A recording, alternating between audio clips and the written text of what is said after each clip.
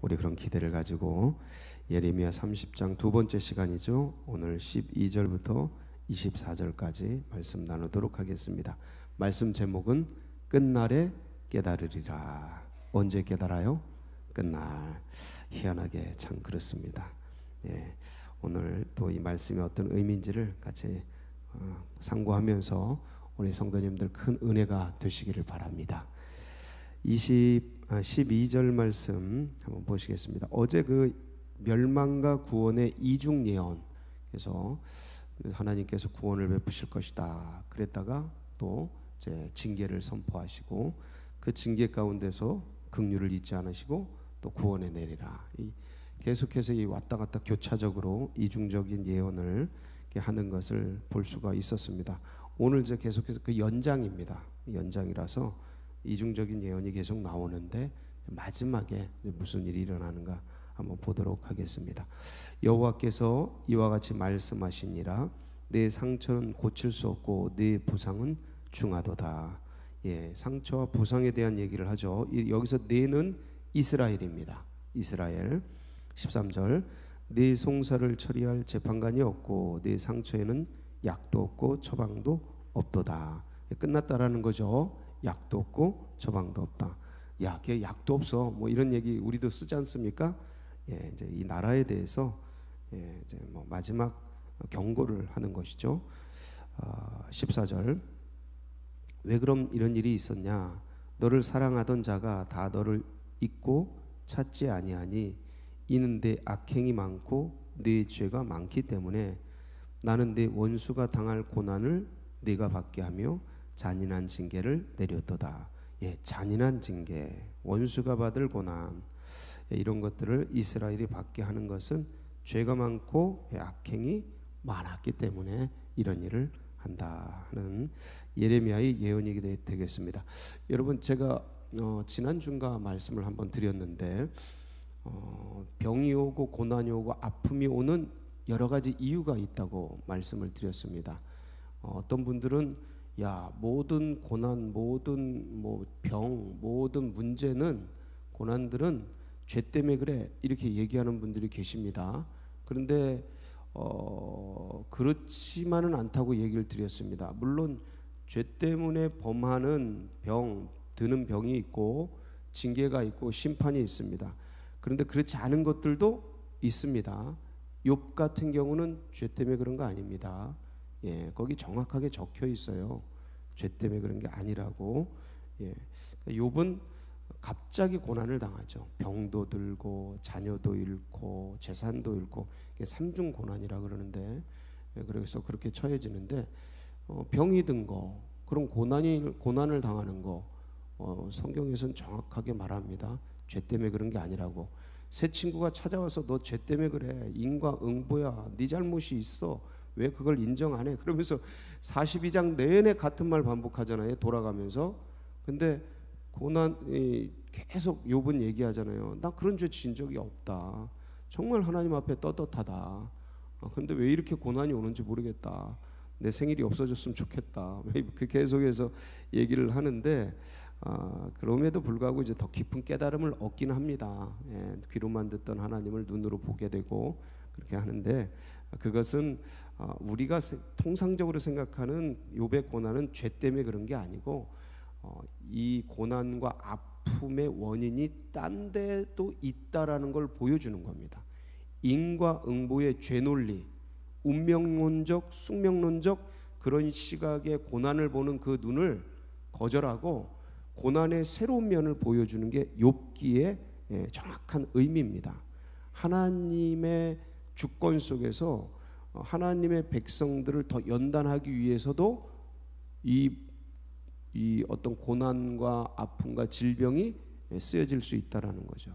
그래서 이제 그 얘기를 드리면서 저희 그 성전 문 앞에 있던 그 눈이 안 보이는 사람, 그 소경에 대해서 주님, 제자들이 묻지 않습니까? 저 사람이 고난이 그 자기 죄 때문입니까? 부모의 죄 때문입니까? 그 인과응보적 논리가 우리 속에 깊이 있습니다. 우리 모두에게도 12 제자뿐만 아니라 그렇게 무슨 죄 때문에 저렇게 됐냐 하고 죄의 그 인과응보적 논리를 가지고 여쭙죠.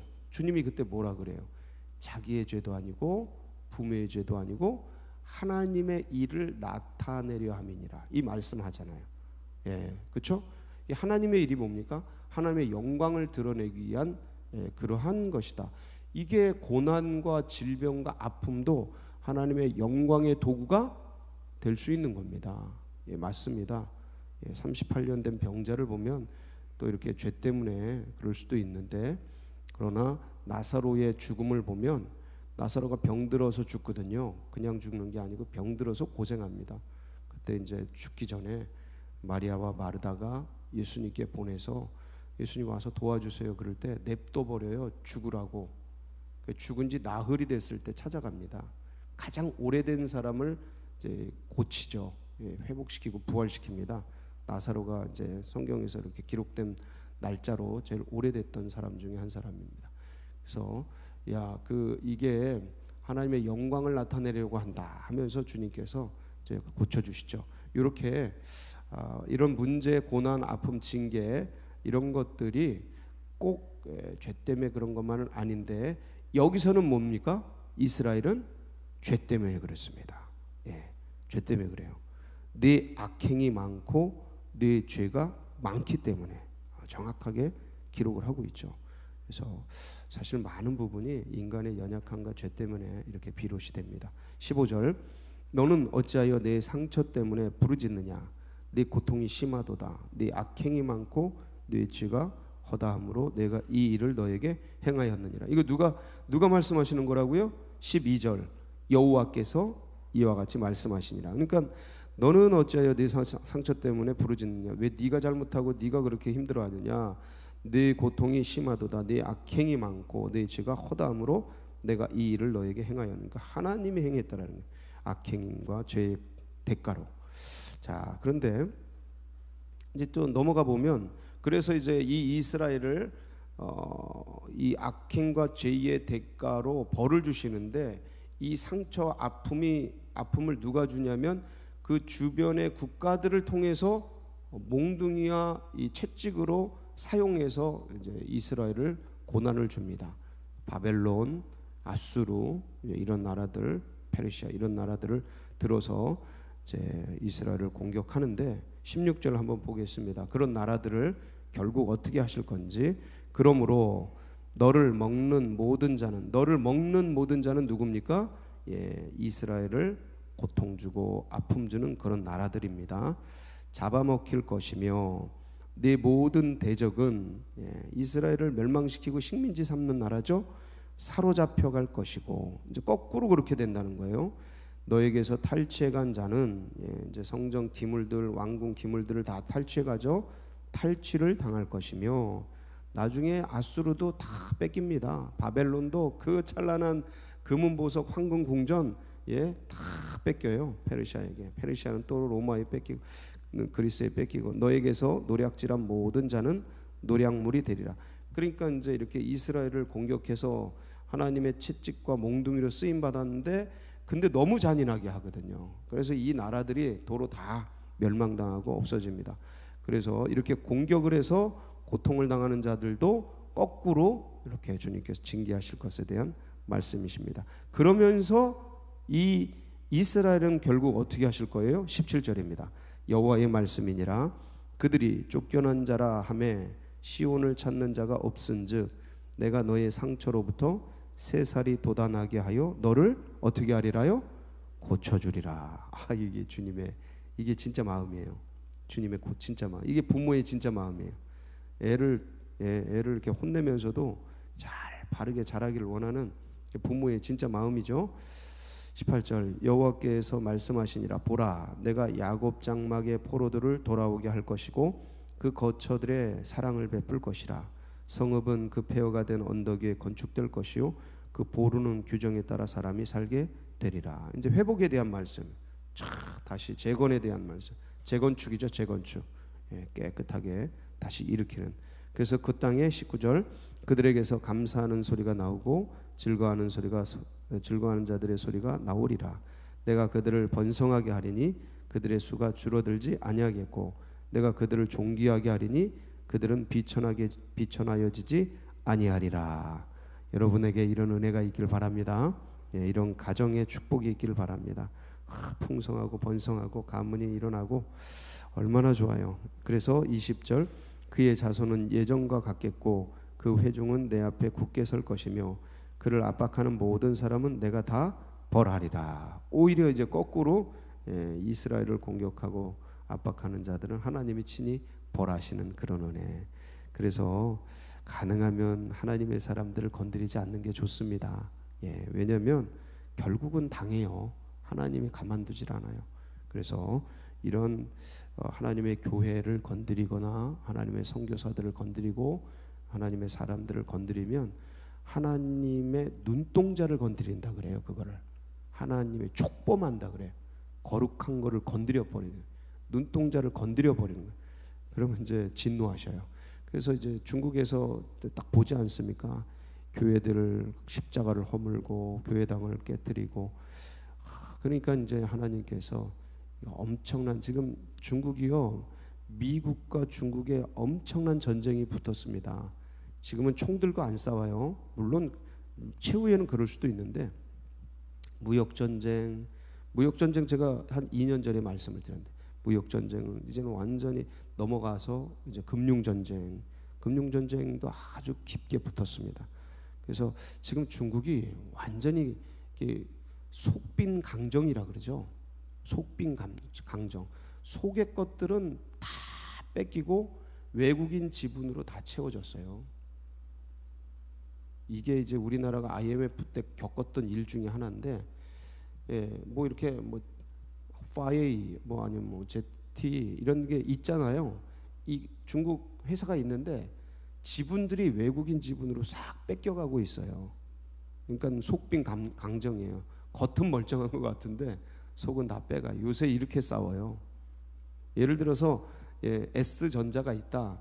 그러면 분명히 우리나라 거고 우리나라에 있는데 지분이 50%가 넘게 외국인 지분으로 싹 채워지는 거예요. 그럼 그거 누구 거예요? 외국인 거예요. 근데 소유는 한국으로 돼 있을 뿐이에요.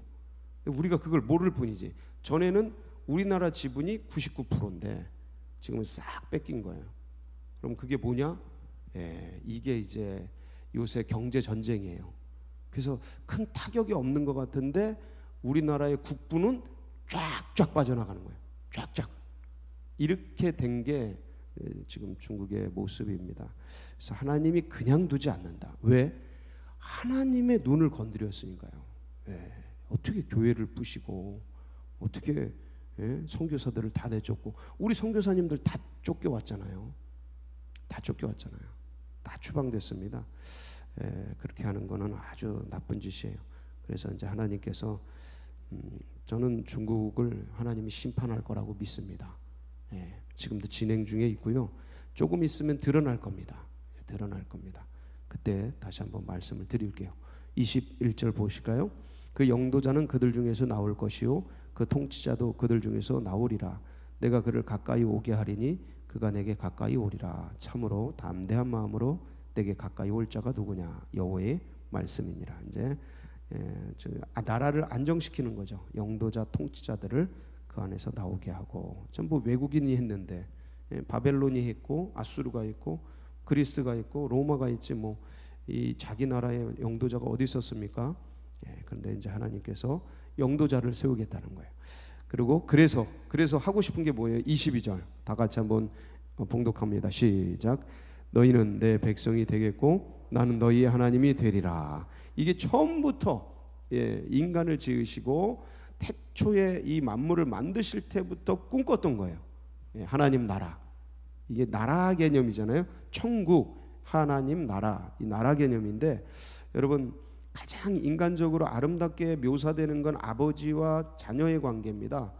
부자 관계인데, 그런데 좀 더 이걸 이제 큰 민족 개념으로 보면 나라 개념이 정확해요. 그래서 왕과 신하 이거예요. 왕과 백성. 이제 22절 하나님이 꿈꾸시는 나라, 하나님 나라.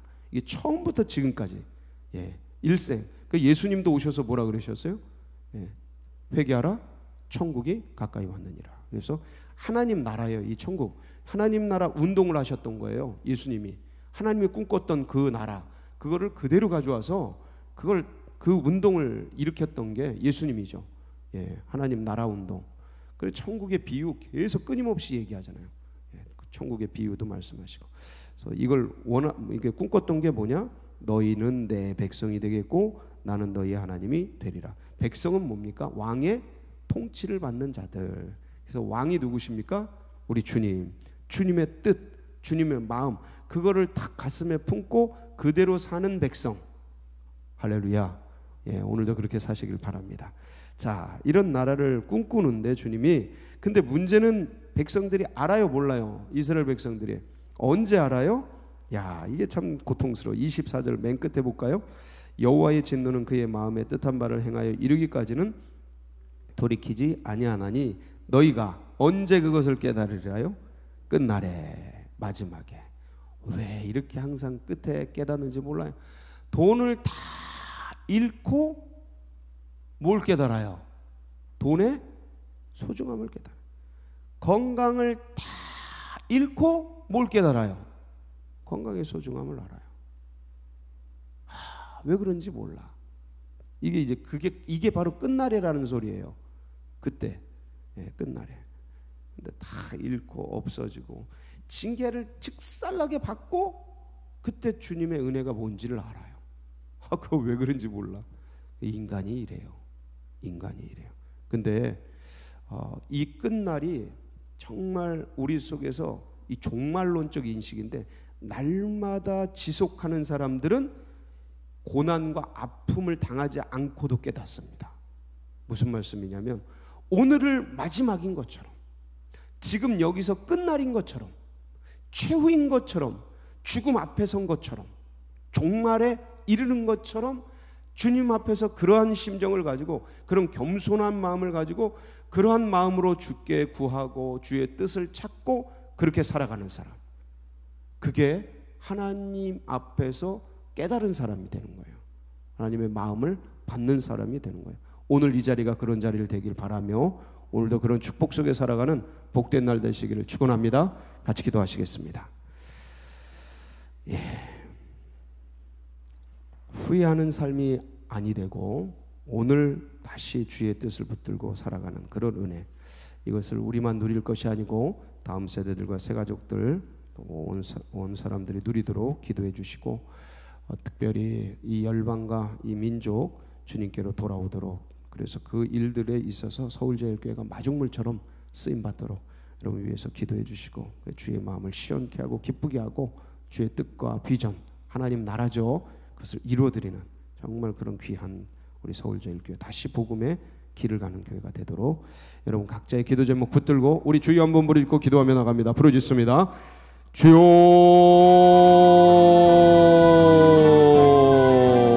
할렐루야. 아버지 하나님,